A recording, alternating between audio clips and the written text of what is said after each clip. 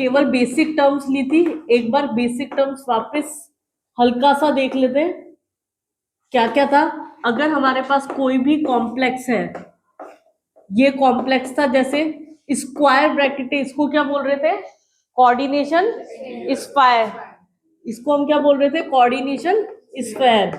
इसके अलावा central atom जो सबसे पहले प्रेजेंट होगा वो क्या होगा? हमेशा सेंट्रल एटम होगा। उसके अलावा बचे हुए जितने भी चीजें होंगी अंदर, वो सारे क्या होंगे? सराउंडिंग एटम, आयन और मॉलिक्यूल्स, जो कि सेंट्रल एटम को लोन पे डोनेट करवा रहे हैं और कोऑर्डिनेट बॉन्ड बना रहे हैं, उसको हम क्या बोल रहे हैं यहाँ पर?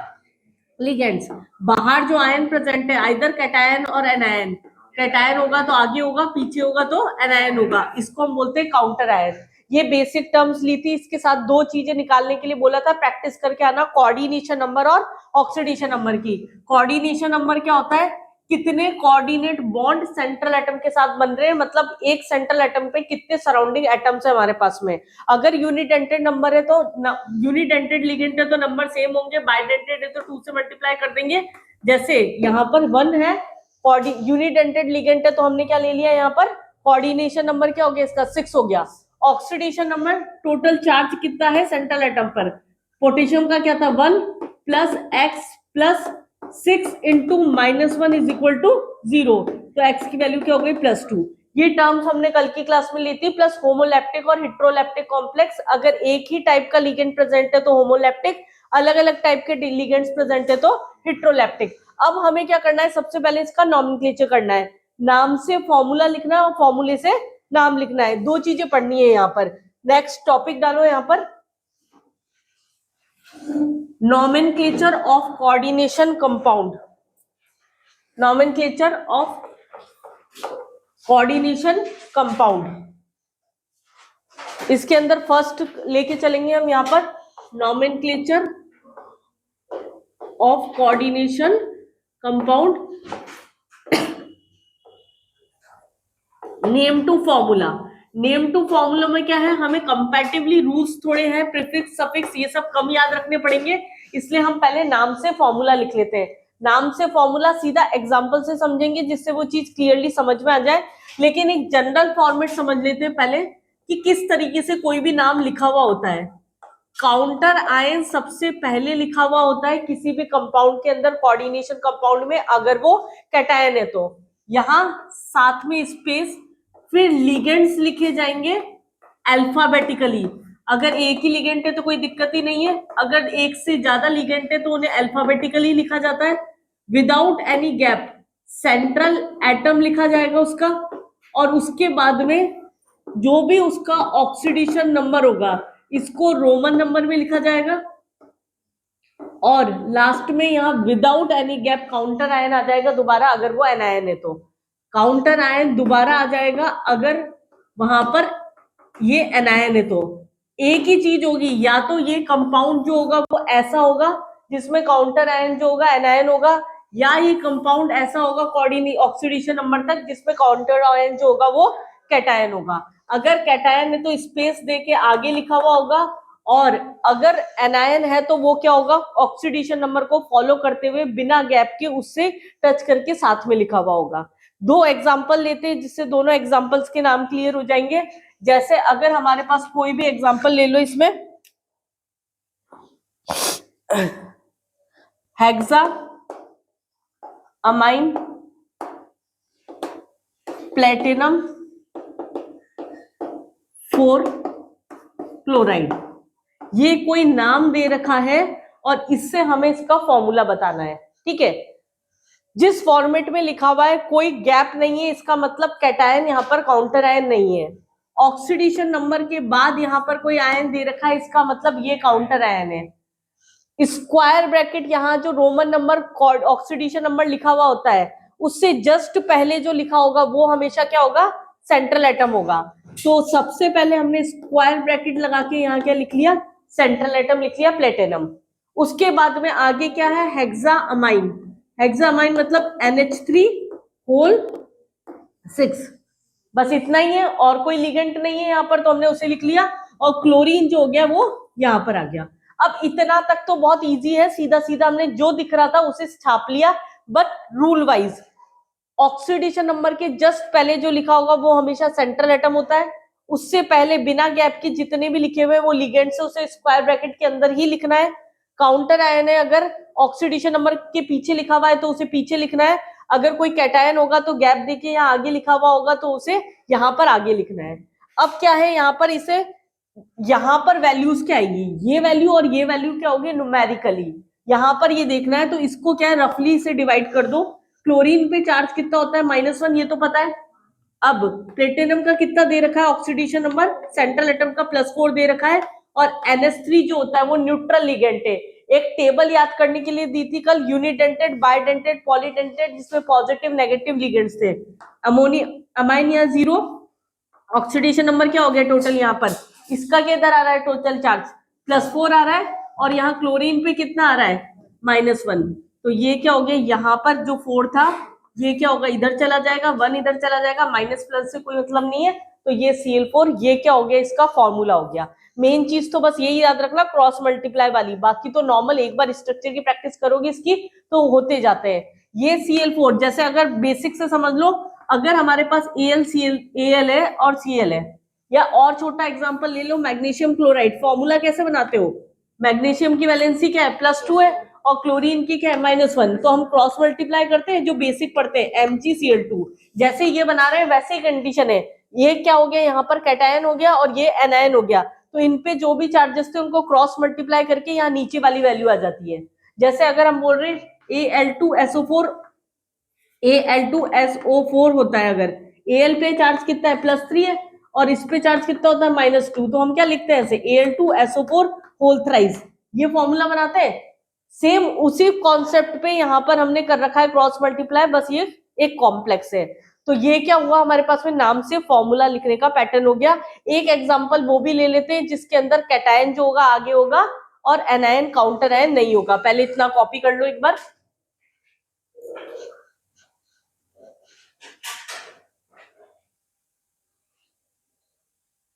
नेक्स्ट एग्जांपल देखो यहाँ पर, जैसे हमारे पास में है पोटेशियम हेक्सासाइनोफेरेट, ब्रैकेट में दे रखा है यहाँ पर 3rd, यहाँ पर बीच में स्पेस दे रखा है पोटेशियम के बाद में, जैसे ही हमने देखा यहाँ पर स्पेस है, इसका मतलब वो क्या है, कैटायन है और ऐसा काउंटर आयन है, तो उसे ब्रैकेट के बाहर, स्क्वायर ब्रैकेट के बाहर, जिसको हम कोऑर्डिनेशन स्क्वायर बोल रहे हैं, उसके बाहर रखना है।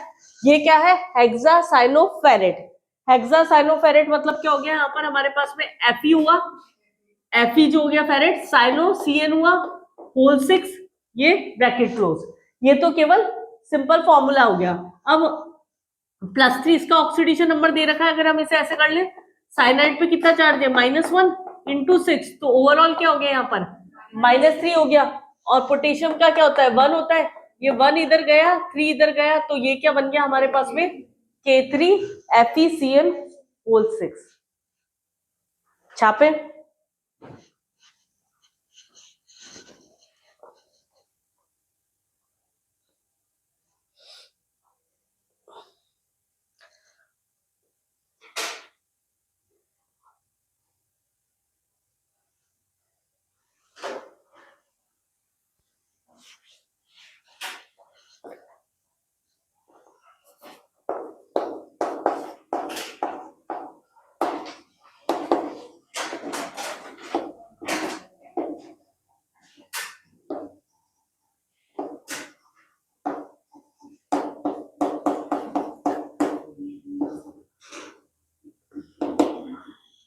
टेट्राअमाइन aqua chlorido cobalt 3rd chloride, formula क्या होगा इसका,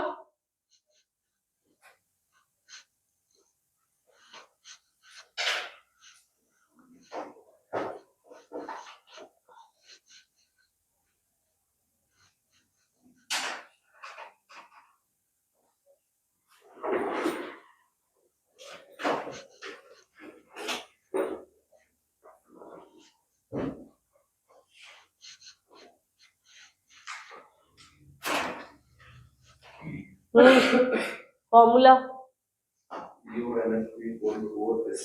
ब्रैकेट में सबसे पहले कोबाल्ट CONH3, टेट्रामाइन मतलब NH3, tetra 4 aqua H2O chloro Cl bracket close and Cl बाहर।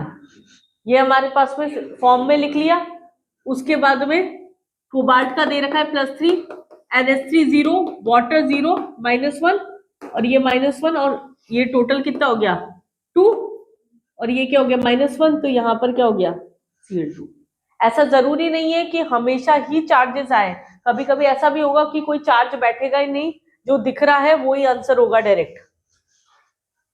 नाम से फॉर्मूला बनाना बहुत इजी है, क्योंकि इसमें बहुत ज्यादा एक्स्ट्रा रूल्स नहीं लगते, लेकिन हम आगे बढ़ने से पहले फॉर्मूले से नाम लिख रहे हैं, जैसे यहाँ पर नाम से फॉर्मूला लिख रहे हैं, तो फॉर्मूले से नाम के रूल पहले देख लेते हैं, जिससे तुम्हें ये चीज क्लियर हो जाए। जैसे यहाँ पर 8 लग रहा है, तो ये कब लग रहा है, केवल कोबाल्ट लिख रहे हैं तो कोबाल्ट क्यों लिख रहे हैं, कहीं पर तो हम 8 लगा दे रहे हैं, कहीं पर नहीं लगा रहे, ओ क्यों लग रहा है, क्लोरो क्यों लग रहा है, यहाँ पर साइनो क्यों लग रहा है, साइनाइड क्यों नहीं लिख रहे हैं। तो ये सब क्या है, रूल है उल्टी कंडीशन के अंदर, जब यहां से हम फॉर्मूले से नाम लिख रहे हैं।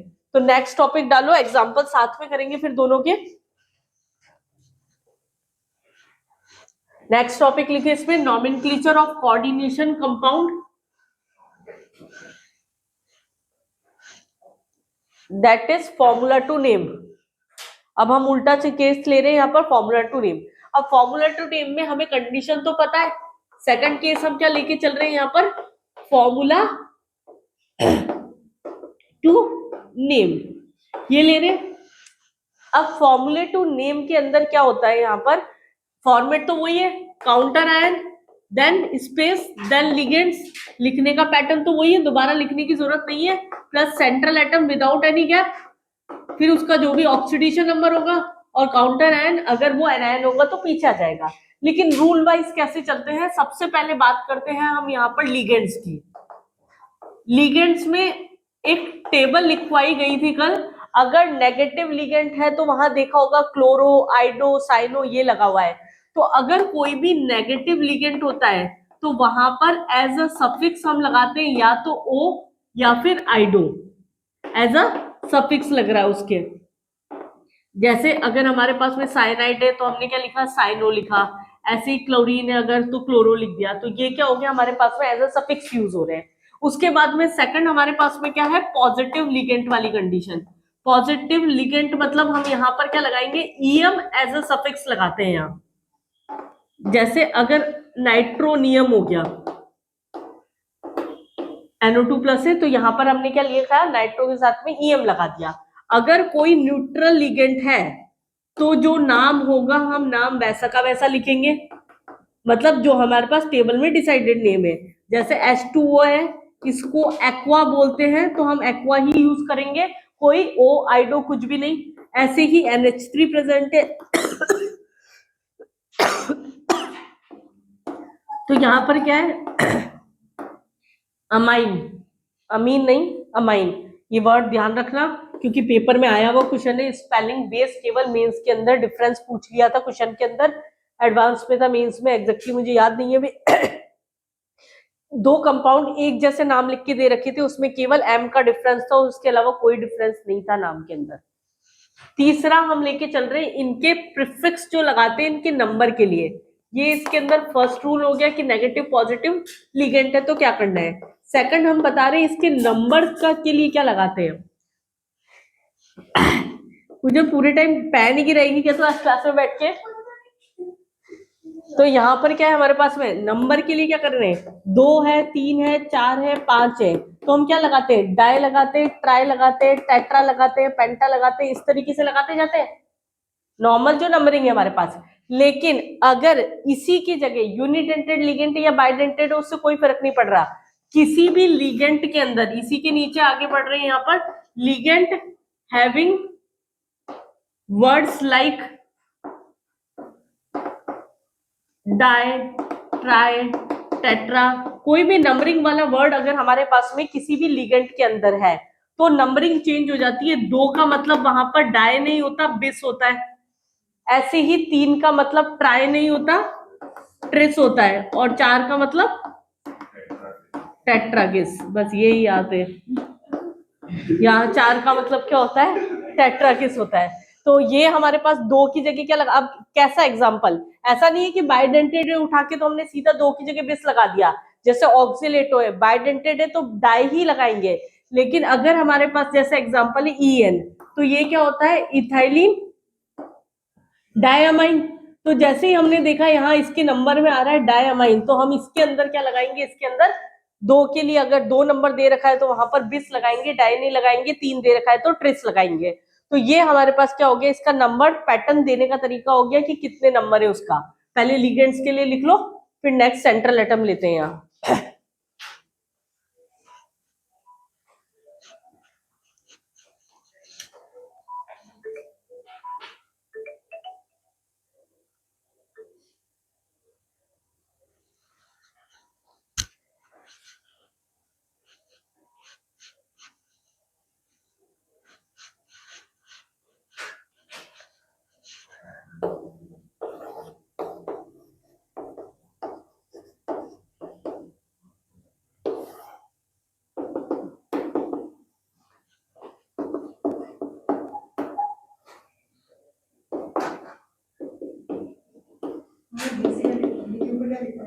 बिस ट्रिस कहाँ पर, नंबर उसके कैसे बताएंगे, 2 3 4 5। सेकंड नंबर, फर्स्ट पॉइंट था हमारे पास लिगेंड के सफिक्स क्या लग रहे हैं, उसके नंबर को बताने के लिए क्या डिनोशन यूज कर रहे हैं। सेंट्रल एटम अगर पॉजिटिव है तो जो नाम होता है वो ही नाम रहता है। जैसे अगर कोबाल्ट है तो हम कोबाल्ट ही लिख रहे थे इसे, लेकिन अगर वो एज अ नेगेटिव बिहेव कर रहा है तो इसको हम क्या लिखेंगे, कोबाल्टेट लिखेंगे, एट वहां पर एज अ सफिक्स आ जाएगा। अगर आयरन है तो अगर वो पॉजिटिव है तो सेम ऐसा कैसा लिखेंगे, लेकिन अगर आयरन नहीं है तो इसको क्या लिखते हैं, फेरेट लिखते हैं। ये याद रखना, ये याद नहीं रहते। ऐसे ही सिल्वर है अगर, तो सिल्वर को हम क्या यूज करते हैं, सिल्वर, लेकिन ऐसे लिखते हैं तो इसके लिए वर्ड यूज होता है आर्जिनेट। जिनके नॉर्मल है उसके लिए नहीं लिख रहे, जैसे कोबाल्ट है तो कोबाल्टेट है, वो नॉर्मल लगा लोगे। जिंक है तो जिंकेट यूज कर लिया हमने सीधा सीधा, लेकिन आयरन है तो हम फेरेट यूज कर रहे हैं, सिल्वर है तो आर्जिनेट यूज कर रहे हैं। ये कुछ अलग वर्ड से जो याद नहीं होंगे तो वो एग्जाम्पल में ही लिख के रख लें। तो ये कंडीशन से जब हम फॉर्मूले से नाम लिख रहे हैं उससे पहले जो चीज याद होनी चाहिए पूरी, उसके बाद अब एग्जाम्पल से देखते हैं कि फॉर्मूले से नाम कैसे लिखा जाता है।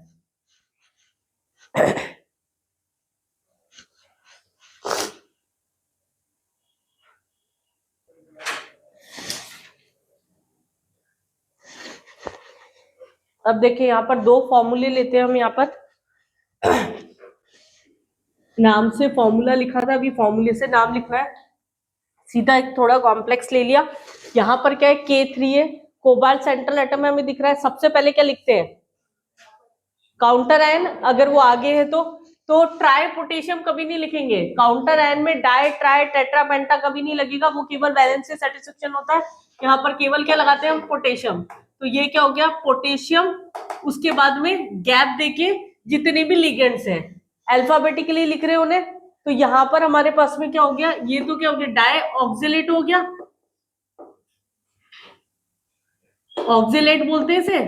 तो ये क्या हो जाएगा, ऑक्सिलेटो डाई क्लोरो, आगे कोबाल्ट, और ब्रैकेट के अंदर लिखेंगे उसका ऑक्सीडेशन नंबर। ऑक्सीडेशन नंबर कितना आ रहा है, यहाँ क्या है निकाल लो भले, यही क्या है 3+1+x प्लस ऑक्सीलेटो पे चार्ज -2, इधर भी चार्ज -2 इज इक्वल टू 0। तो कितना हो गया ऑक्सीडेशन नंबर, 3 हो गया। तो ये ऑक्सीडेशन नंबर हमने यहाँ ब्रैकेट में लिख दिया। ये क्या हो गया, जब काउंटर आयन हमारे पास में कैटायन है, उसका एग्जाम्पल हो गया। अब ये कैटायन था तो ये हमारे पास में क्या हो गया, अपने आप एनायन हो गया। अब सेंट्रल एटम कैटायन है या एनायन कैसे पता पड़ेगा, तो अगर काउंटर आयन हमारे पास में कैटायन है तो ये अपने आप एनायन हो गया। तो यहाँ क्या लगाएंगे, कोबाल्टेट लगाएंगे, और ये क्या हो गया, थर्ड ब्रैकेट के अंदर 8 इसलिए लगाया क्योंकि सेंट्रल एटम यहाँ पर नेगेटिव है, पॉजिटिव नहीं है। क्योंकि ये कैटायन है तो दूसरी स्पीशीज अपने आप क्या होगी, एनायन होगी। अब जैसे इस पे तो पॉजिटिव चार्ज ही है, इसका मतलब ये क्या होगा, कैटायन ही होगा। बताए, नाम बताए।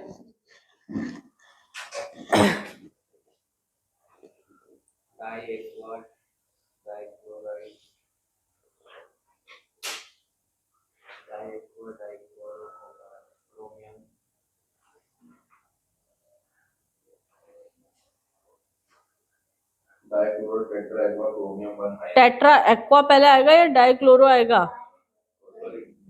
डी नहीं, अल्फाबेटिकली वैसा नहीं देखना है। Tetra aqua dichloride chromium 1 ion. Aqua पहले, इसमें भी यही होगा, डाइक्लोरो है ना, डाई था, ऑक्सिलेटो अल्फाबेटिकली लिखते हैं, तो ये क्या हो जाएगा, डाइक्लोरो डाई ऑक्सिलेटो होगा। कोबाल्टेट थर्ड, अल्फाबेटिकली लिखना है। अब ये क्या है, एक्वा, यहां पर क्या हो गया, टेट्रा एक्वा और डाई क्लोरो, क्लोरो आइडो लिखा हो या क्लोरो लिखा हो कोई फर्क नहीं पड़ रहा है यहाँ पर। आगे क्रोमियम, ऑक्सीडेशन नंबर कितना आ रहा है, अल्फाबेटिकली ही लिखना है हमेशा, बस ये जो होंगे ना डाई ट्राई, उसका अल्फाबेट नहीं, जो मेन हमारे पास में लिगेंड है उसका अल्फाबेट देखना है। क्रोमियम ऑक्सीडेशन नंबर 1, यहाँ पर 3 होगा ना, ये तो प्लस में चला ही जाता है, x plus 0 minus 2 is equal two plus 1, तो कितना हो गया, +3 हो गया। नॉमेनक्लेचर से डायरेक्ट क्वेश्चन आ जाते हैं पेपर में। हाँ, इसके बाद में आयन लिखना पड़ेगा और ये स्पेसिफिकली लिखना पड़ेगा क्योंकि कोई काउंटर आयन नहीं है। तो हो गया, एक क्वेश्चन लिखो, एक कंपाउंड दे रही हूं, अभी 2023 का ही अप्रैल अटेम्प्ट का, अप्रैल 2006 का ही क्वेश्चन है, 2023 का ही क्वेश्चन है, 6 April. IUPAC name of K3CO C2O4 whole thrice. Direct बस इतना सा क्वेश्चन था ये। ऑप्शंस दूं या डायरेक्ट नाम बता दोगे? ऑक्जेलेटो।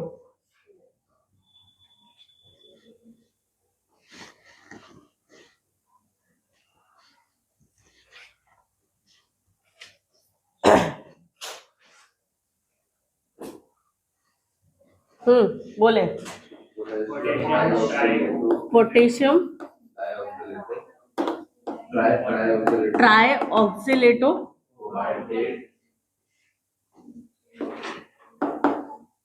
Cobaltate, oxidation number 3। बिल्कुल डायरेक्ट क्वेश्चन था, जिसके पेपर में क्वेश्चन आया, अगर एक बार भी नॉमेनक्लेचर पढ़ रखा था बहुत तो स्मूथली क्वेश्चन निकल सकता था यहाँ से। और कुछ भी ले लेते हैं, एक दो स्ट्रक्चर्स।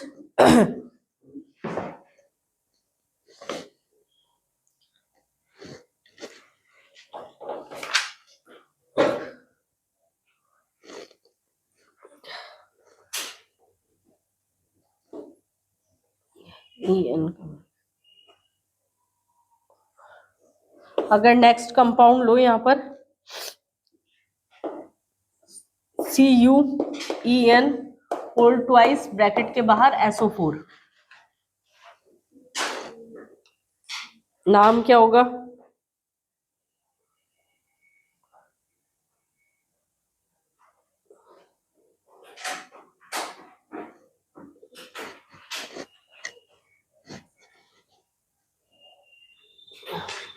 EN को क्या बोलते हैं? Ethylene diamine. अभी तक तो याद हो गया होगा, सबसे ज्यादा जो बाइडेंटेड में एग्जांपल घूम रहे हैं वो क्या है, या तो ऑक्सीलेटो या फिर इथेन 1,2 डायमाइन है। इसके अलावा हेक्साडेंटेड में EDTA यूज हो रहा है, वरना सारे हमारे पास में यूनिडेंटेड लिगेंड के ही एग्जांपल जनरली आते हैं।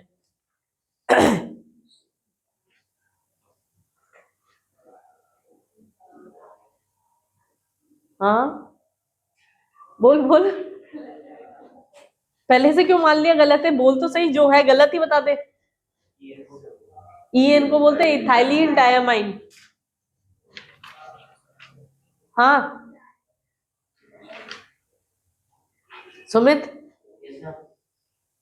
नाम और कुछ नहीं।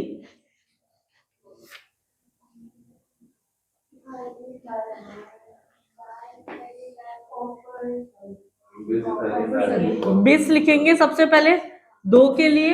अब देखो इथाइलिन डायमाइन है, उसमें डाई ट्राई टेट्रा इस टाइप का वर्ड यूज हो रहा है, तो बिस यूज होगा, तो ये क्या हो गया, इथाइलिन डायमाइन कॉपर 2 सल्फेट।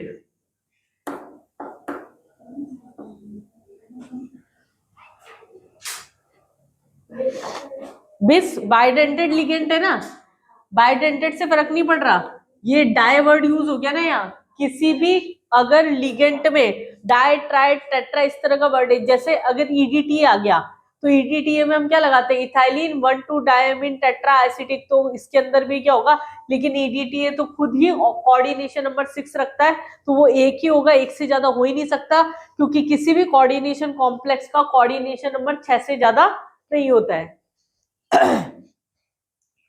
कुछ कॉम्प्लेक्स ऐसे भी होते हैं जो कि एक साथ में दो एंटाइटीज प्रेजेंट होगी, जिसके अंदर दो एंटाइटीज का मतलब क्या हो गया, यहां पर दो कोऑर्डिनेशन स्फीयर प्रेजेंट है जिसमें।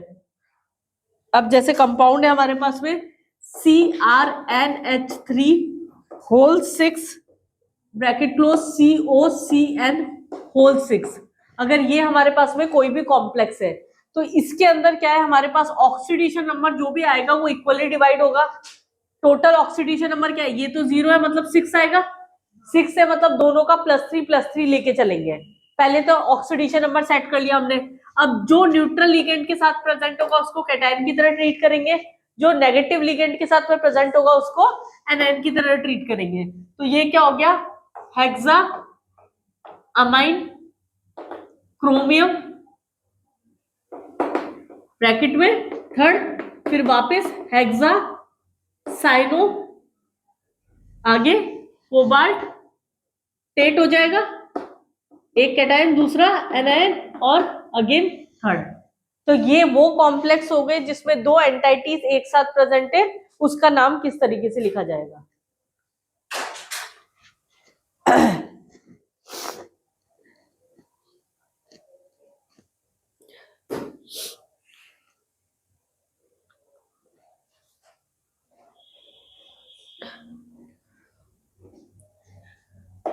अगर कॉम्प्लेक्स है PTNH3 होल 4 देन CuCl4, नाम क्या होगा,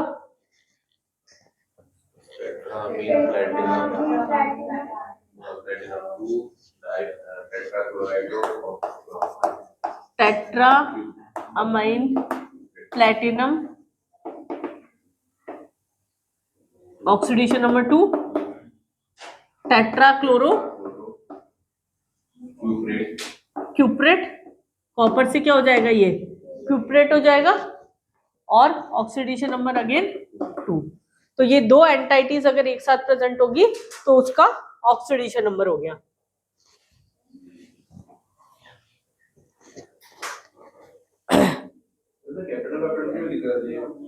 नहीं,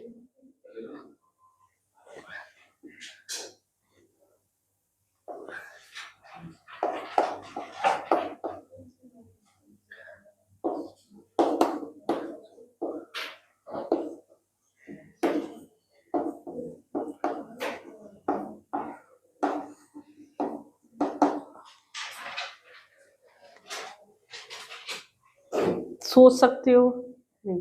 पहले तो इनको हम बोलते हैं bridge coordination compound. Bridge coordination compound का मतलब क्या हो गया, जहां पर दो सेंट्रल एटम के साथ में दो लिगेंड्स जो हो गए वो कॉमन हो गए, और ये जो कॉमन लिगेंड्स है इनके लिए हम क्या लगाते हैं, यहाँ पर म्यू एज अ प्रीफिक्स लगाएंगे नाम लिखते टाइम पे। बाकी ऑक्सीडेशन नंबर कितना हो जाएगा दोनों कोबाल्ट का, ऑक्सीडेशन नंबर 3 हो जाएगा दोनों का।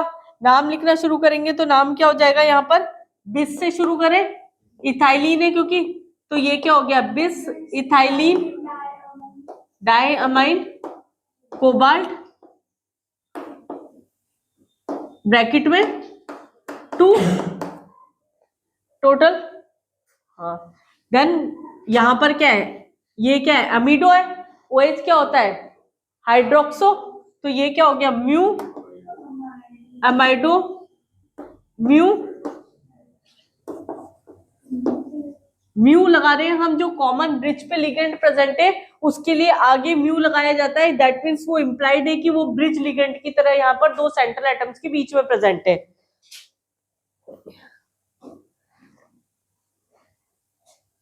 हाइड्रोक्सो अमीडो नहीं, imido. Bis again ethylene,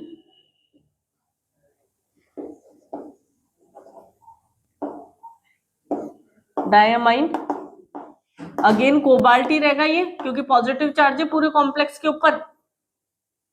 second ion, पीछे लिख देना उसमें आयन, जैसे मतलब सीधा पहले दिस करके कोबाल्ट और हीलियम को लिख दो, फिर म्यू हाइड्रो। वो पूरा का नाम नहीं होगा ना, फिर शॉर्ट फॉर्म हो गई वो तो उसकी, डाई डाई करके लिख दिया उसे।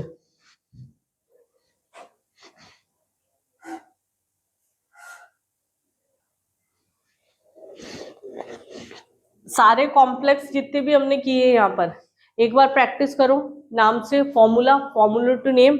अगर म्यू रिलेटेड कोई भी आ रहे ब्रिज लिगेंड वाले, जो कोऑर्डिनेशन एंटिटीज दो प्रेजेंट है उनके एग्जांपल्स पेपर में नॉमेनक्लेचर से डायरेक्ट क्वेश्चन आ जाते हैं, इसलिए ये एक अलग से टॉपिक है। पूरा चैप्टर ऐसे ही चलेगा। नॉमेनक्लेचर अपने आप में पूरा अलग पोर्शन है, ऐसा नॉमेनक्लेचर हमने केमिस्ट्री में पूरे कहीं पर भी नहीं पढ़ रखा। दूसरा हमारे पास में जो इसका आइसोमेरिज्म निकालेंगे वो बिल्कुल अलग पैटर्न में जाएगा, जैसे ऑर्गेनिक में पढ़ते हैं वैसा आइसोमेरिज्म बिल्कुल भी नहीं है। जैसे वहां पर स्ट्रक्चरल में पढ़ते हैं, चेन हो गया, पोजीशन हो गया, ये सब है। यहाँ पर इस तरीके से नहीं पढ़ते, ये नाम ही अलग अलग है। हाइड्रेट आइसोमेरिज्म हो गया, लिंकेज हो गया, लिगेंड हो गया, पॉलीमराइजेशन हो गया, कोऑर्डिनेशन हो गया, बिल्कुल अलग आइसोमर जाएगा। सिस ट्रांस की कंडीशन थोड़ी रिजेंबल कर सकती है केवल। वीबीटी पढ़ेंगे, valence bond theory chemical bonding में भी पढ़ रखी है, वहां पर हम हाइब्रिडाइजेशन, शेप ज्योमेट्री जिस तरीके से निकालते हैं उससे कोई भी पैटर्न यहाँ पर नहीं मिलेगा। यहाँ पर कोऑर्डिनेशन कंपाउंड निकालने का हाइब्रिडाइजेशन, शेप ज्योमेट्री तरीका पूरा ही अलग है। तो कोऑर्डिनेशन कंपाउंड सिर्फ एक चैप्टर ही नहीं है, क्या है ये पूरी केमिस्ट्री का अलग से एक ऐसा पोर्शन है जिससे क्वेश्चंस के वेटेज अभी बढ़ गए हैं। मेंस में कंटिन्यूसली 2 से 3 क्वेश्चन बैठ रहे हैं पेपर के अंदर। पिछले साल 2023 में 22 में बहुत ज्यादा वेटेज बढ़ा दिया एकदम। इस बार तो पहले क्या था, बोर्ड्स के अंदर 3 नंबर का चैप्टर था केवल, इस बार बोर्ड्स के अंदर भी उसका वेटेज बढ़ गया। तो एक साथ साथ में क्वेश्चंस करते जाओ। मतलब आज नॉमेनक्लेचर खत्म हुआ है तो नॉमेनक्लेचर के पूरा एनसीईआरटी सॉल्व कर लो। नॉमेनक्लेचर में पीछे बहुत अच्छे क्वेश्चंस दे रखे हैं एनसीईआरटी में, अपने मॉड्यूल्स के सारे क्वेश्चन सॉल्व कर लो, साथ साथ में करते जाओ इसे सॉल्व। ठीक है।